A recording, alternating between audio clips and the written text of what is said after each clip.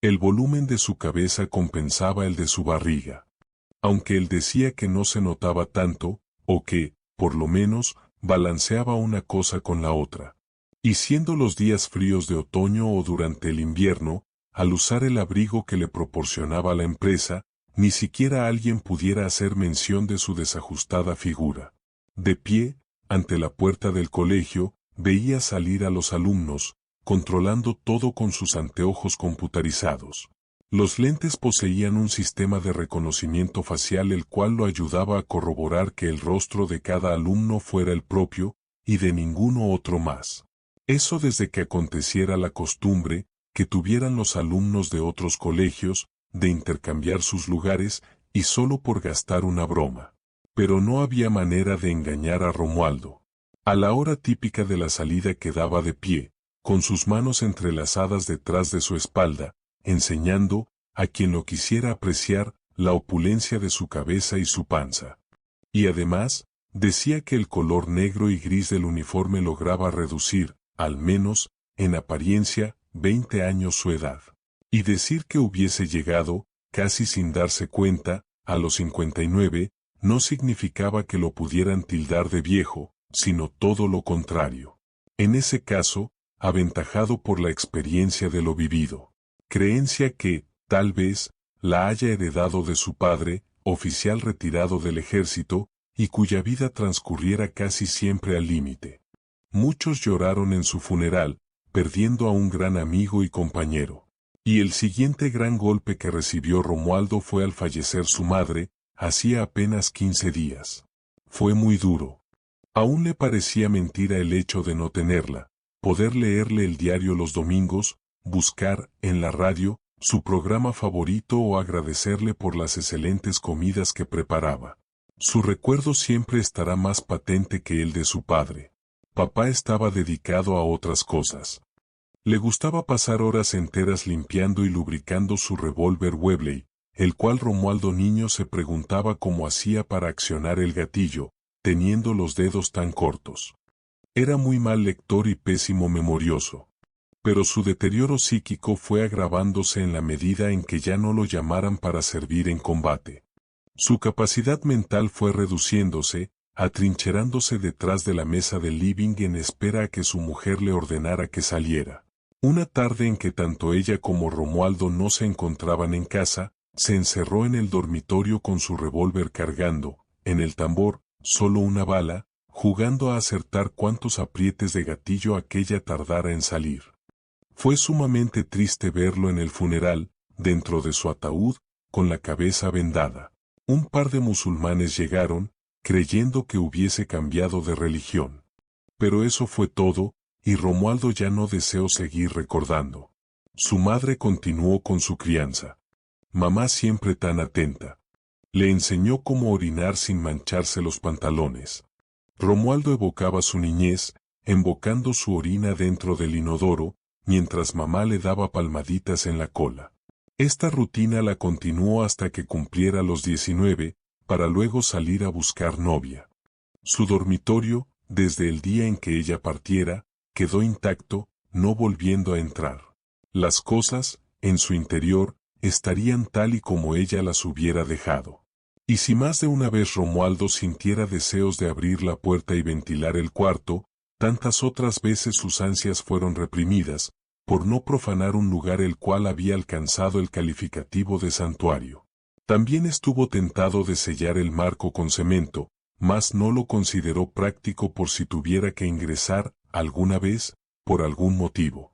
Llegó a su recuerdo una instancia en su vida, a los 25, una tarde en que, tanto su padre como su madre, habían salido. Aprovechó la ocasión para tener un encuentro íntimo con Ernestina.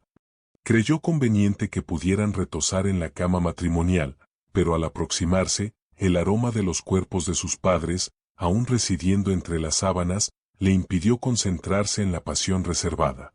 Ernestina se enojó por haberse desnudado primero y experimentar una espera inútil, en la cama.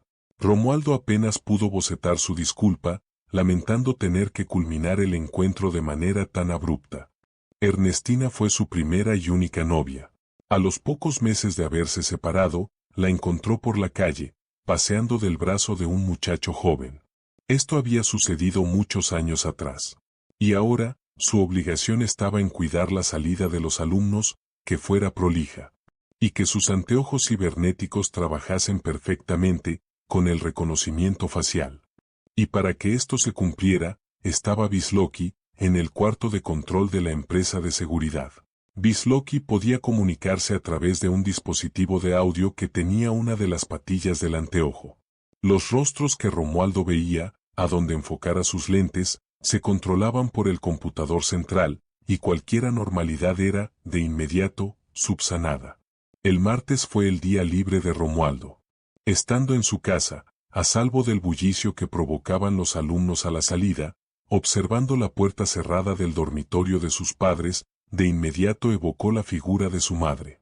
Todavía, en sus oídos, resonaba su dulce voz, cantando fragmentos de viejos temas mientras planchaba. Entornando sus ojos, aún podía sentir sus palmaditas en sus glúteos, mientras orinaba, de pie, frente al inodoro. Y si no hubiese sido por haber cumplido los 19, y ya pensar en buscar pareja, hubiese continuado disfrutando de ese leve placer erótico. A mamá le gustaba acariciarle la cola, porque luego de la palmadita, venía la caricia en uno y en otro glúteo. Y Romualdo sabía que continuaba el paseo de sus dedos entre sus muslos. Recordar estos momentos conseguía que su estómago percibiera el leve cosquilleo que diera la bienvenida a la apertura de su sensualidad. Podía sentirla en la yema de los dedos de sus manos, en sus fosas nasales abiertas, al igual que el iris de sus ojos. En ese instante, Romualdo era puro ente sensorial, y le resultaba sencillo ver el rostro de su madre impreso en las paredes del living o en cualquier sitio de la casa a donde dirigiera su mirada. Arriba de la mesa estaban sus anteojos. Durante los días que no fuera a trabajar los mantenía apagados, para reservar su batería. Mirando con detenimiento el lente derecho, tuvo una idea. En un cajón de la cómoda conservaba varios documentos que habían pertenecido a su madre. Ahí estaba, por ejemplo, el carnet del Seguro Social, algo que, entre otras varias cosas, ya no usaría. Tenía una foto pequeña de ella, en el margen superior. Con unas tijeras, la recortó, depositándola, por unos instantes, en la palma de su mano. Ahí estaba la sonrisa eterna, la piel suave, el cabello corto y prolijamente peinado.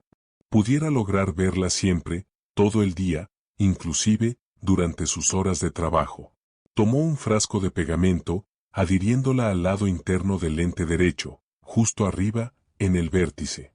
Al colocárselos, muy fácilmente se deleitaría con el rostro de su madre, el cual y debido a la mínima distancia focal que tuviera, con respecto de su ojo, la vería bastante borrosa. Pero poco importaba eso. Lo fundamental era tenerla ahí. Y si la notara fuera de foco, como una espectral imagen, sabría que eso fuera ella, y ninguna otra cosa, más que ese efecto, tuviese valor para él. Al día siguiente, de pie, frente a la puerta del colegio, para distraerse del ocio que le provocaba la espera, se divirtió hablándole a su madre, evocándola alegre y juvenil, como siempre, sin cuidado de estar percibiendo apenas una mancha informe. Pero le dio igual, porque sabía que ese pequeño retrato adosado a su lente, era ella misma. El timbre sonó, anunciando la apertura de las puertas, permitiendo la salida de los alumnos. Romualdo, en su lugar, dirigía su vista a cada rostro, enviando la información al centro de cómputos. A los 30 segundos de iniciado el proceso, una comunicación de Wisłocki sonó por el sistema de audio de los anteojos. Dijo que veía una mancha en su lente derecho, justo en el ángulo superior, y que se los quitara por un momento, limpiándolos. Romualdo cumplió con lo solicitado, pasando su pañuelo por ambas caras de los lentes. Al colocárselos, no tardó en volver a sonar la voz de Wisłocki, pidiendo de hacer una prueba, enfocando a uno de los alumnos. El rostro de Juancito no tardó en aparecer, pero se vio borroso. Pidió nuevamente que los limpiara. Romualdo volvió a cumplir la orden, pero conservando el retrato de su madre adherido al lente. Wisłocki dijo que estaba en camino una persona de mantenimiento, llevando un par de lentes nuevos y que, quizás, los que tenía ya estuvieran obsoletos o con sus baterías agotadas. De inmediato Romualdo supuso que, quien llegase, de manera poco decorosa, vil y sin dilación, no solamente cambiaría sus anteojos, sino que, además, labraría un acta de infracción al ver que tuviera pegada la foto de su querida madre. Y que esta persona, en principio, se reiría al verla, algo ajada debido al uso, al paso de los años, y luego de reírse, con certeza se pusiera serio, extraería del bolsillo de su chaqueta su bloc de formularios de infracciones, más un bolígrafo, y, de inmediato, estamparía su nota de agravio contra Romualdo, un empleado harto eficiente. Con más de 25 años en la empresa, siempre firme y prolijo, de pie, vigilando los alumnos al término de sus clases, y permitiendo que sus gafas cibernéticas actuaran con reconocimiento facial, e intercambiaran la información con la central de monitoreo, cuyo supervisor, el señor Wisłocki, tomara sus recaudos para que todo funcionara de manera acorde.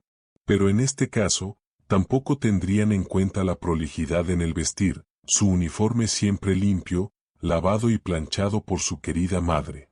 Y que, posiblemente nadie, en la empresa, entendiera que no hubiera mala intención que Romualdo llevara, adherido a uno de los lentes, el pequeño retrato, siendo necesario tenerla siempre presente.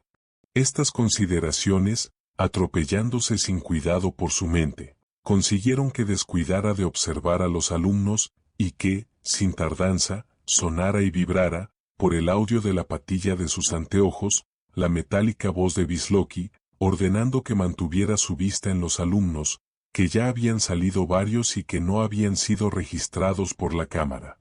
Esto le costaría un apercibimiento, traduciéndose en importantes descuentos a su sueldo más 1 o 2 días de suspensión, además de quitar una estrella a su cuadro de buen comportamiento. La imagen tan borrosa de su madre fue testigo de sus rezos, ayudando a descargar parte del mal humor que le había provocado su propia distracción. Pero además estaba el hecho que Wisłocki era mala persona. Y era una lástima, tratándose de un muchacho joven, que lo único que deseaba fuera ascender en su cargo a instancias del maltrato hacia sus subordinados. El frenado de una camioneta negra, frente al colegio, dio la pauta a Romualdo que personal de la empresa había llegado. Lo vio descender a Byron, un sujeto tanto o más peligroso que Wisłocki. Un tipo alto, corpulento, cuyo uniforme lo hacía más de temer aún. Exigió ver los lentes de Romualdo, pero Romualdo dudó en cedérselos. Byron puso cara de no entender qué estuviera sucediendo. Cuando, a la tercera orden dada, viera que no se los devolviera, regresó a la camioneta para hablar por radio, comunicándose con Wisłocki. Romualdo, desde donde estaba, lo veía gesticular y mover sus manos nerviosamente, como si él no tuviera la culpa de que Romualdo no deseara cederle los anteojos.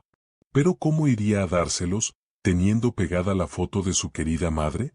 Byron regresó, completando, con gráfica absolutamente alterada, un formulario de suspensión por 5 días, y que, al día siguiente no se presentara a trabajar en su puesto. Romualdo recibió la reprimenda con una sonrisa en sus labios, saludando a su verdugo cortésmente. Lo vio subir a su camioneta, partiendo con suma prisa. Pudieron haber provocado una contienda, ahí mismo, pero hubiera sido un acto vergonzoso, delante de los alumnos y sus padres. Guardó sus gafas cibernéticas en el bolsillo de su chaqueta, ya no deseaba oír más órdenes de Wisłocki. Permitió que los alumnos culminaran de salir en paz, sin necesidad de sentirse vigilados y controlados. Dejó que la vida continuara su curso normal.